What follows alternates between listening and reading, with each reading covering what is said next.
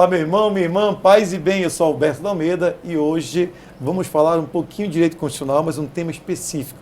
Mas antes, dizer que, olha, quem compartilhar o programa, já pode começar a compartilhar, vai estar concorrendo a uma cesta básica. Então, compartilhe com os amigos, nos grupos. Quanto maior o número de grupos que você compartilhar, seja no Facebook ou no Instagram, você vai estar concorrendo a uma cesta básica. Mas, no programa de hoje, como falei há pouco, vamos conversar com pessoa, meu professor, né, de Direito Constitucional, hoje que eu também ministro constitucional. Então, o professor Jefferson, ele que além de professor da UEA, é coordenador do curso de Direito do La Salle, Faculdade de La Salle. Faculdade La Salle, Manaus. Bem-vindo, professor Jefferson, tudo bom? Muito obrigado, Roberto, bom revê-lo. Feliz de estar aqui, muito honrado com o convite. A honra é recebê-lo nesse momento. Então, nós estamos falando, tem muito tempo para conversar, mas acho que algo interessante que tem acontecido é que alguns estados e algumas cidades, na verdade, elas têm fechado as portas dos comércios, né? Essa quarentena, já falamos no programa sobre quarentena, mas o interessante é que estão fechando, e em alguns casos, até soldando as portas ou chumbando para que o proprietário do estabelecimento, que paga muitas vezes aluguel, que tem funcionário, que precisa, ele não pode, nesse momento, atender, não pode exercer a sua profissão, a sua atividade comercial, né?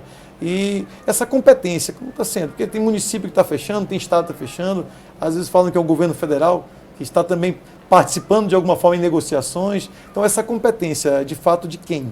Então, nós temos uma linha muito tênue hoje em dia, né? É claro que nós, ao discutir competências, a gente acaba discutindo a relação política institucional, né? Vários âmbitos do Poder Executivo discutindo entre si quem é que manda mais na vida do povo e na vida do cidadão individualmente, né? E constitucionalmente falando, né, falando aqui sobre a nossa área, Alberto, o governo federal tem total competência para instituir naquele local, naquela região, naquele município, ou quem sabe até no estado inteiro, o estado de defesa, não conseguindo resultados satisfatórios no estado de defesa, que é 30 dias prorrogáveis por mais 30, ele pode decretar também o estado de sítio e, em último caso, uma intervenção federal, é exemplo dessa que nós temos aí no Rio de Janeiro, recentemente no estado de Roraima também. Eu lembro que quando nós discutíamos em sala de aula, né, sou professor de Direito Constitucional há um tempinho, né, a gente dizia, olha, na história recente, né, na vigência da Constituição atual, nunca houve uma intervenção federal. Foi só assumir a presidência um professor de Direito Constitucional, que foi o Michel Temer, né? E ele já tratou de criar a primeira intervenção federal dessa Constituição atual, né? Então a gente hoje em dia brinca em sala de aula de, olha, precisava de um professor de Direito Constitucional para mexer, né, nessa parte ainda sombria da Constituição que ainda não tinha sido visitada. Então ele já fez isso no Rio de Janeiro e hoje em dia a intervenção federal já não é mais aquele fantasma que se tinha antes, né? Mas enfim, o governo federal seria o mais apto a decretar o estado de defesa ou o estado de sítio nessas regiões. O estado de defesa, na verdade, ele é muito mais utilizado para questões de catástrofes naturais, uma enchente, inundações, deslizamentos, né? E é feito por decreto do presidente, porém esse decreto ele é ratificado, ele é aprovado depois pelo próprio Congresso Nacional. O estado de sítio, que já é uma medida um pouco mais drástica e já não tem assim já não é uma deliberação tão livre do presidente, o presidente precisaria pedir primeiro a autorização do Congresso antes de fazer o decreto. Então, mas nos dois casos não é simplesmente um decreto da vontade única do presidente. E sim, como a nossa Constituição foi feita, ela foi feita prevalecendo o poder parlamentar acima do poder executivo. Isso é uma coisa que a gente sempre discute em sala de aula, né? A Constituição foi feita para o legislativo. Que justamente é quem representa o povo. Exatamente. Ele representa o povo de forma indireta, o povo participa através do legislativo. Isso. Né? Então, aquela ideia de que a gente tem de que o presidente, quando chegar lá na presidência, vai mudar tudo da cabeça dele, isso não existe. Numa sociedade como a nossa, no Estado Democrático de Direito como o nosso, a nossa Constituição não permite isso. O presidente não pode simplesmente dizer o que ele quer fazer e ir lá fazer, porque tem um controle muito próximo de um poder também ali muito próximo. máxima, né? É claro que no final das contas os interesses divergem e aí nós temos esse namoro, casamento, divórcio, como o próprio presidente ultimamente tem falado, entre ele e o presidente da Câmara e o presidente do Senado.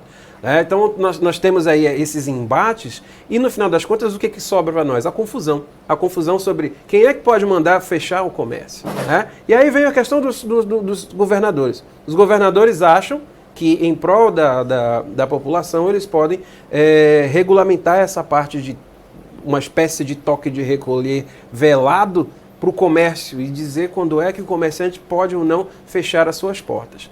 Hoje vi um post muito interessante de um colega que formou comigo aqui na universidade, hoje ele mora no Rio de Janeiro, e ele falando o seguinte: aquelas pessoas que estão brigando pelo direito de entrar no estabelecimento comercial sem máscara, eu sou advogado, eu fico à disposição para explicar por que essas pessoas não podem. Achei interessante esse posicionamento dele, porque uma coisa é o comerciante permitir a entrada ou não de pessoas com máscara no seu estabelecimento, para a segurança dele, dos seus funcionários e dos seus clientes. Outra coisa é o Estado determinar quando é que esse comércio pode ou não ficar aberto. Algo bem diferente. São coisas bem diferentes. E algumas pessoas estão confundindo o meu direito de ir e vir, o meu direito de exercer a minha profissão, o direito à liberdade de locomoção está previsto na Constituição, no artigo 5º, no inciso 15. A liberdade de escolha da profissão, de livre exercício, está ali pertinho no inciso 13 do mesmo artigo. Ou seja, qual é a diferença entre os dois? Não há, mas a gente precisa ver onde ela está, qual está sendo respeitada e qual está sendo desrespeitada.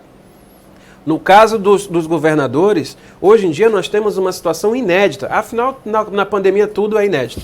Né? Nós nunca tivemos uma situação dessa para servir de parâmetro. Mas hoje em dia o que nós temos? O presidente dizendo por decreto quais são os serviços essenciais e os governadores discordando do posicionamento do presidente e dizendo quais são os serviços essenciais para eles, governadores. Então quem é que manda mais? E quem é que decreta mais e qual o decreto tem mais poder? Então, fica uma situação, porque o decreto não é exatamente uma lei, ele é uma espécie normativa, mas ele não tem uma força legal como tem uma lei federal, por exemplo, como teria uma lei estadual. E geralmente os decretos são dados em circunstâncias ou emergenciais ou que são diretamente afetas a prerrogativas exclusivas do chefe do executivo, do Estado ou da União. O que nós temos aqui é uma confusão e um embate e uma força contrária aos poderes. O presidente achando que pode regulamentar situações por decreto e os governadores achando que não. E aí os alunos perguntam, a gente continua dando aula nessa pandemia, e os alunos continuam perguntando. Mas professor, quem é que está com a razão? E eu digo, e se eu disser para vocês que nenhum dos dois está com a razão? Nenhum. Se eu disser para vocês que o governador não pode mandar mais do que o decreto do presidente e, por outro lado, o presidente está utilizando de decreto da maneira irregular, está fazendo a coisa de uma maneira errada. Por que o presidente não determina, falou sobre estado de emergência, mas isso é outra coisa, um estado de defesa específico para isso? Porque dentro do estado de defesa é admissível você ter um toque de recolher, é admissível você ter uma situação atípica, é admissível até, e aqui vamos falar baixinho para a gente não voltar a falar sobre o fantasma da ditadura, é admissível até a quebra do sigilo de correspondência e sigilo de dados. É até admitível isso para alguns casos em que esteja dentro daquela circunscrição onde está ocorrendo o estado de defesa. Não chegamos a isso? Não chegamos porque o presidente não decretou estado de emergência. Nem não poderia fazer só, precisa consultar o Conselho de Justiça, embora não precisasse obrigar. Não precisa obrigar, exatamente. Mas ele precisaria passar pelo Conselho antes e depois passar pelo Congresso, que uma coisa, ele está se aproximando do presidente do Senado, do presidente da Câmara, mas também eles seria no máximo um voto, se fosse colocar como um voto. Exato. E nem é o caso. E o presidente, ao invés de fazer isso, ao invés de consultar os órgãos institucionais, as instituições da democracia, ele prefere fazer o trabalho solo, de decretar e depois achar que quem desobedecer o decreto dele, está desobedecendo a democracia, está desobedecendo os poderes da República. Não é bem assim, né? O presidente também tem a obrigação de conhecer o mínimo da Constituição. Talvez o presidente não conheça tanto a Constituição, mas ele tem um gabinete que é feito para isso. Ele tem um gabinete que pode assessorá-lo e ele tem um Conselho da República e o Conselho de Defesa Nacional justamente para assessorá-lo nesse tipo de situação. Então, esse trabalho solo do presidente acaba indo de encontro aos demais poderes, fazendo um isolamento dele, presidente, e tornando inócuas as determinações, porque está encontrando muita resistência dos outros poderes executivos nos estados e nos municípios. Então, hoje em dia, se tornou assim um praxe, uma normalidade, pegar os decretos do presidente e discutir em que pontos você concorda e o que você discorda, o que seria impensável em outros tempos. Sabe que o presidente está certo ou está errado? E é interessante que nós estamos vivendo um momento diferente do Brasil. Isso é questão jurídica, mas reflete diretamente na questão política. Até poucos anos nós tínhamos apenas um grupo, tínhamos um presidente que governou praticamente o governo quase 8 anos com medidas provisórias. Só com medidas provisórias. Medidas provisórias. E aí, só que ele tinha uma base muito forte porque existia a chamada militância política, né? E agora nós estamos num momento do país em que também tem um outro grupo, era a esquerda com militância, mas nós não tínhamos outros partidos, MDB, que era PMDB, hoje MDB, o PP, que é o progressista de hoje, o republicano, que era o PR. Então esses partidos não tinham militância, só tinha um grupo de esquerda. E agora vindo um novo grupo com militância, isso poderá no futuro até trazer uma... Aí sim poderemos estar diante de um estado de defesa, porque se esses conflitos continuarem, por enquanto a confusão está muito digital. Exato. Seja pelo internet, WhatsApp, Facebook, Instagram, você está vendo aquela briga, que eles não estão nem se preocupando com a questão jurídica. Porque o que está acontecendo agora, estão gerando vários possíveis precedentes para mudarmos a nossa Constituição. Parece que é brincadeira mudar a Constituição. Sim. Agora nós já temos, como temos desde ontem, já está tramitando uma nova PEC, agora para adiar as eleições, né? Sair do dia de outubro, primeiro domingo de outubro, para ir para o primeiro domingo de dezembro. Algo que não é tão simples. Então me perguntaram, mas professor, o que o senhor acha? Eu acho, qual é o prazo que os TREs do Brasil ele vai ter? Por quê? Isso é o primeiro turno, vai ter o segundo turno, ou seja, isso. Último domingo de dezembro. E só que dia 1º de janeiro do ano ímpar é o ano que tem que ser a posse do prefeito e dos E ainda nem teríamos o resultado dos vereadores. Eleições. Além disso, e os recursos? E as AIM, aí são as ações em âmbito eleitoral, que já é mais... Não vou nem trazer dos recessos. Dessa, né? Ainda tem os recessos. Então, agora, fora que nós vamos ter que ter ainda em dezembro a diplomação, não pode tomar posse de diplomação. Então, os TREs do Brasil vão trabalhar muito se as eleições acontecerem em dezembro. E até eu vi outro dia alguém pensando, mas se for em 2022? Bom, qual é a vantagem para os prefeitos que já estão no segundo mandato? Aí nós vamos estender um mandato de 6 anos? Então, a mudança vai ser muito grande. Aí, mas é só isso? E aí eu estou conversando com o professor Jefferson, para quem não conhece, o professor Jefferson que está conosco, ele é professor da UEA, Direito Constitucional, foi meu professor e é coordenador do curso de Direito do La Salle, Polo que chama? É a unidade. Faculdade La Salle, Manaus. Manaus. Isso. Faculdade La Salle, Manaus. Então, a questão ela está sendo ampliada. Nós temos 2 situações. Uma, essa ampliação são 6 anos, de 4 passaria para 6 anos. É atípica, mas não dá para fazer apenas porque o TSE quer, precisa passar pelo Congresso. E essa alteração gera novos precedentes, porque quem garante que nas próximas eleições não teremos novidades? Exato. A gente tenta imaginar um quadro com base na legislação que nós temos hoje.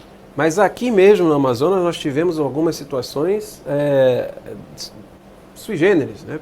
Nós tivemos a situação da saída do ex-governador José Melo e quem iria assumir esse mandato, né, tampão. Isso foi em 2017. E a discussão na época era, nós iríamos espelhar a Constituição Federal fazendo uma eleição direta, né? A ideia era que já que estávamos na segunda metade do mandato, essa eleição, segundo a Constituição, nos casos de presidência da República, ela deveria ser indireta. Então, a eleição do novo governador seria dentro da Assembleia Legislativa. o que poderia ter tido um resultado completamente diferente do que houve com as urnas. Mas alguém lembrou que 6 meses antes de acontecer, teve uma chamada reforminha, né, do sistema eleitoral, em que previa que as eleições deveriam ser diretas caso isso acontecesse nos estados. Então, quem sabe daqui a 1 ano ou 2, a gente tenha uma lei que ninguém viu quando ela foi aprovada, mas ela está lá para ser cumprida, né? E aí já não existe mais. Aí voltamos à velha discussão.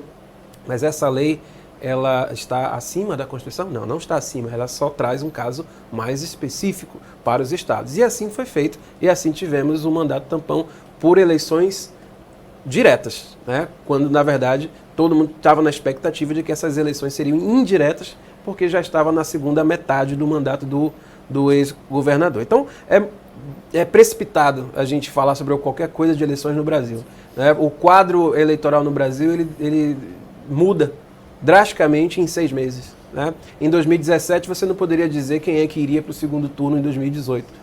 Né? Como é só analisar aqui o panorama político de 2017, você não ia imaginar o segundo turno de 2018. Né? E não teria como imaginar isso agora. E não teria como a gente fazer projeções agora para uma eleição presidencial que vai acontecer daqui a 3 anos, 4 anos. Então não existe 2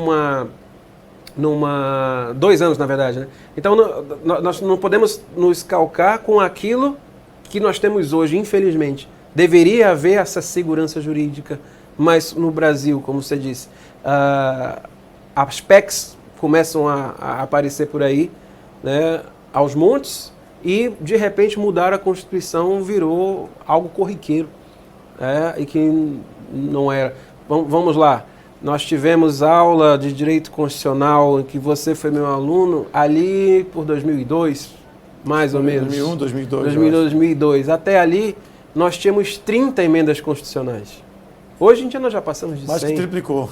Então, hoje, a segurança jurídica que nós temos na Constituição, ela não é algo mais que você possa se segurar, se apoiar nisso. Durante as manifestações de 2013, que lembro que você participou ativamente também, Alberto, naquelas manifestações, a então presidente Dilma Rousseff disse que nós precisaríamos fazer uma espécie de Assembleia Nacional Constituinte.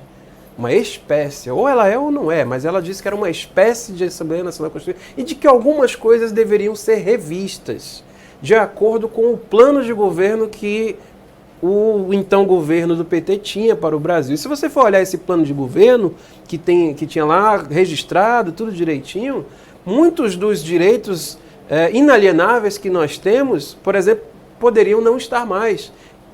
Um deles, direito à propriedade individual.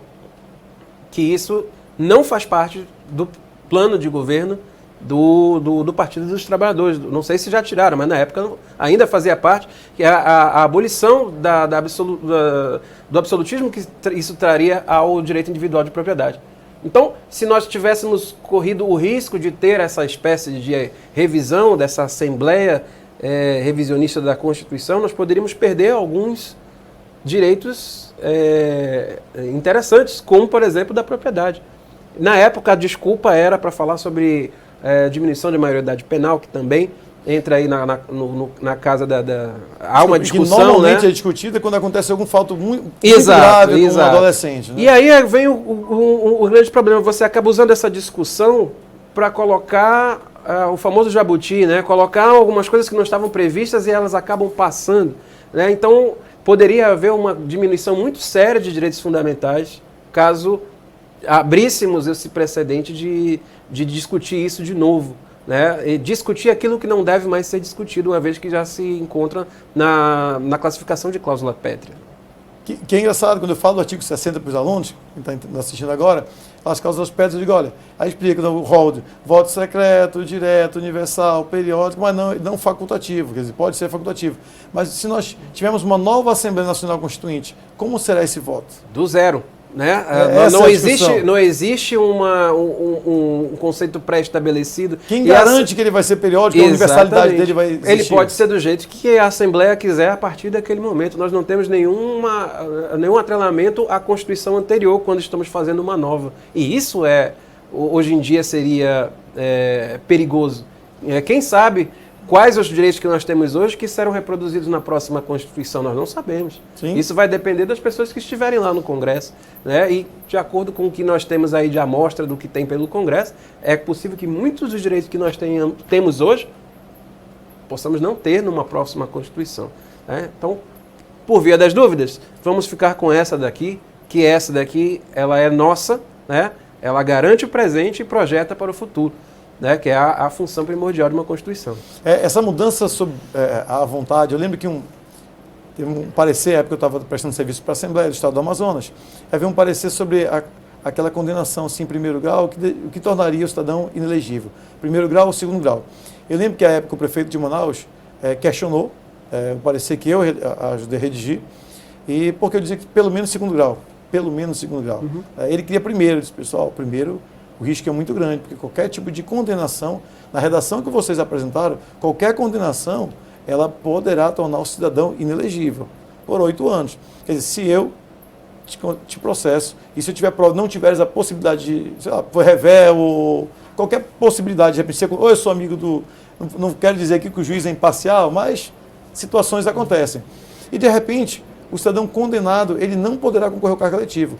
Tem município que o negócio é bem complicado, as brigas são muito grandes. E eu lembro que expliquei isso, à época na Assembleia, e a pessoa que estava contra, justamente era prefeito e veio candidato à reeleição. Uhum. Poucos meses antes da reeleição, ele foi condenado em primeiro grau por não sei como está o processo dele, mas pela suposta desapropriação de uma área residencial para fazer daquela área um estacionamento de uma igreja, que não pertence ao Estado, a igreja não é do Estado. Então, esse foi condenado em primeiro grau. E eu até, não vou dizer que pisei, mas olha, pessoal, lembra aquela época que há poucos meses o parecer que eu fiz que foi questionado justamente pelo mesmo cidadão, que é prefeito, que está candidato, ele estaria inelegível. Então, essa reflexão ela tem que ser feita, mudança na legislação, sobretudo a legislação constitucional, é isso que eu estou falando com o professor Jefferson. Não dá para ser feita sob forte emoção. Por exemplo, nesse momento agora, querem mudar. Mudar nesse momento de dificuldade, em que nós estamos numa fase atípica nós nunca tínhamos vivido uma pandemia. Exato. É diferente do americano, que sempre tem tsunami, tem terremoto. Setembro, outubro e novembro, eles estão sempre com medo de furacão. No Brasil isso não acontece. Então nós, brasileiros, ainda brincamos com a possibilidade da saúde. Porque discutir com um advogado para ter direito, eu tenho direito de ir e vir na Constituição. Mas o outro que está lá também tem direito à vida, à saúde. Então, exato, na hora de conflitar os direitos e garantias fundamentais, por isso que não é por acaso que nós temos uma TEMES com uma balança na mão, para pesar até o direito fundamental, nós precisamos em algum momento relativizar. Exato. O direito é aquilo que a gente aprende antes de entrar na faculdade, né? Onde é que termina o meu direito? Exatamente onde começa o direito do outro. Então, é direito meu ir e vir? Contanto que você não frustre o direito de outra pessoa. Por exemplo, é direito meu exercer minha profissão e assegurar minha saúde. Então, se você quer entrar no meu estabelecimento comercial sem máscara, eu tenho o direito de recusá-lo. Sim. De não atendê-lo. Tenho esse direito. Inclusive, alguns supermercados da cidade estão com essa política aqui no Amazonas. Né? Se não estiver de máscara, nem entra. Nem entra. Nem entra. Mas eu sou obrigado? Não, obrigado não é. Quer dizer, se quiser fazer compra aqui, pode. Né? Não estou discutindo o seu direito de ir e vir, mas dentro do meu estabelecimento comercial, por uma questão de segurança dos clientes e das pessoas que trabalham aqui dentro, só entra com máscara. Né? Nem é uma garantia de que a pessoa vai estar totalmente imune, né? Mas é uma medida de segurança que pode fazer a grande diferença. Algo internacional, a própria OMS, a Organização Mundial de Saúde, recomendou. Agora eu lembrei, outro dia, estava na aeronave e tinha alguém viajando, eu lembrei de uma aula tua que falasse sobre a questão das pessoas que estão vestidas de qualquer jeito no avião. Uhum. Quer dizer, que até falar, olha, mas há uma regulamentação, pode ser até proibida de estar na aeronave, dependendo da situação. Então, isso hoje, algo que nós não trabalhávamos no dia a dia, porque não havia preocupação. Mas o Estado está mudando. Exato. E certamente nos próximos meses e anos, a ida e vida, entrar no território nacional, não há preocupação nenhuma, ninguém fazia nada. Exato. Aí começou a preocupar, saber se tinha algum animal na mala, para saber se tinha alguma no caso do Amazonas especialmente, tinha muito esse tráfico de animais silvestres. Tanto animais como raízes, plantas, sementes. Era uma preocupação muito mais empresarial do que com a saúde. Então hoje a questão da saúde ela vai ter com certeza vai trazer muitas mudanças constitucionais, inclusive. Exato. E a gente tem que estar preparado. Eu vi aqui a entrevista no seu programa do meu queridíssimo colega de UEA, Justiniano, né? E ele dizia que nós deveríamos estar preparados para um mundo diferente na volta. E eu concordo inteiramente com ele. Nada as relações humanas será a mesma depois que nós voltarmos a uma percepção um pouco mais normal da vida, porque a vida como ela era antes, ela não vai ser mais daquele jeito. Tá? Hoje em dia vão existir as aglomerações? Vão, mas os cuidados das pessoas já serão outros. Né? Eu lembro que muita gente nos anos 90 ria de pessoas como Michael Jackson, que só saía de casa de máscara. E riam ou falavam mal dos políticos que cumprimentavam as pessoas nas ruas e depois passavam álcool em gel. Como se o político tem nojo, dizia que tem nojo Isso, do dizia povo. Que tinha nojo do povo. E hoje em dia essas atitudes são repensadas. Até o seu caso mesmo, né, que falávamos antes sobre a sua experiência em higienização. Trabalhei com higienização, sempre usei álcool gel. Exato. Então, eu lembro do surto da H1N1 em 2009. E naquela época eu fui visitar a Argentina. E lá foi o foco na América do Sul inicial da H1N1 e você não conseguia andar 100 metros sem ter um dispenser de álcool em gel, coisa que aí no Brasil só foi adotado meses depois. Né? Então, as coisas vão aparecendo e conforme a gente vai tendo a percepção da gravidade, as relações vão mudando. As relações humanas, as relações interpessoais, as relações familiares, as relações profissionais e as relações de sala de aula. Né? Então, e a gente acaba tendo preparado. A gente não vai mais voltar para o estado anterior completamente. Hoje em dia nós vamos voltar e tem muita gente que começou a trabalhar em casa e já temos notícia de que eles não voltam para os seus locais de trabalho. Vão continuar trabalhando de casa. Para a empresa é mais fácil. Para a empresa acaba ficando... A empresa teve que fazer um curso... A empresa, no geral, teve que fazer um curso intensivo de como se faz um home office, e isso de repente está sendo positivo para elas, e por que não continuar? Diminui o consumo de energia elétrica, resolve problemas de estacionamento, problemas de segurança, o trânsito melhora, aluguel de salas, isso acaba sendo um bônus. Né? E, obviamente, para quem consegue trabalhar nisso, acaba sendo muito mais cômodo você não sair de casa para trabalhar. Boa parte das repartições públicas já vinham adotando isso como forma experimental, inclusive aqui no Amazonas, e hoje em dia já sei que muita gente nem volta mais para as sedes dessas repartições. O meu escritório já funciona um pouco assim. Já funciona. Chega, já não tem muita coisa, economiza bastante. E é interessante, você falaste de mudança há pouco, até pouco tempo riam quando viam matérias, muita gente ria, brincava, quando no Japão as pessoas andavam de máscara. De máscara, como isso. se fosse algo absurdo. Mas essa mudança vai trazer muita coisa.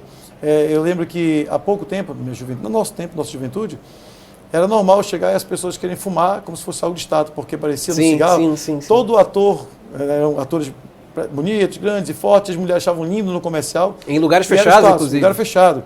E hoje, impensável. O inverso. Hoje a mulher não se sente atraída pelo cigarro, pelo contrário. Normalmente ela até não gosta de quem fuma, até porque mexe com o organismo todo. Até o odor quando a pessoa está suada, transpira.